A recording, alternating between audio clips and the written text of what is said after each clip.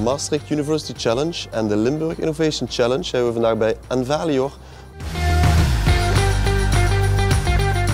Ik ben Erwin Hoeben, ik ben de R&D Manager Science and Digitization bij Envalior.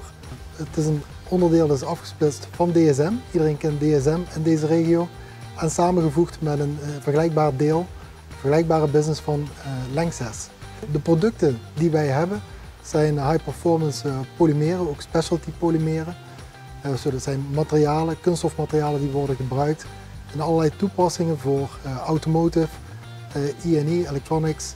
Ja, voor ons is altijd de uitdaging om mee te gaan in de markttrends. Dus als je kijkt naar de mobiele industrie, er is heel veel van benzinemotoren naar EV-auto's, EV-automotive gegaan. Dus ook wij zullen onze producten moeten aanpassen om gereed te zijn voor de toepassingen in deze aangedreven auto's. Waarom doen jullie mee aan deze challenge?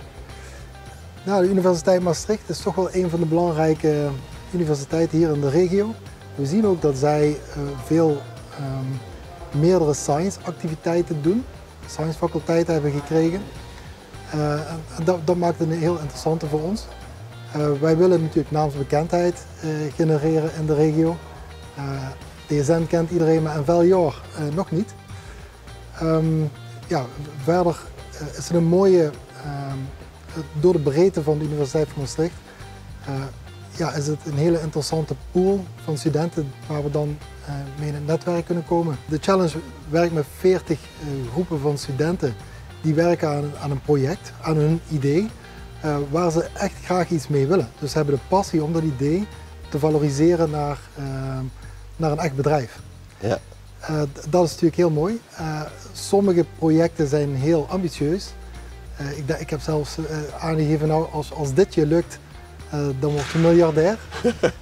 Maar goed, het is belangrijk om te onderzoeken van waar staat mijn idee nu daadwerkelijk. Om van daaruit te kijken van, ja, kan ik bedrijven aantrekken die in mijn idee willen investeren.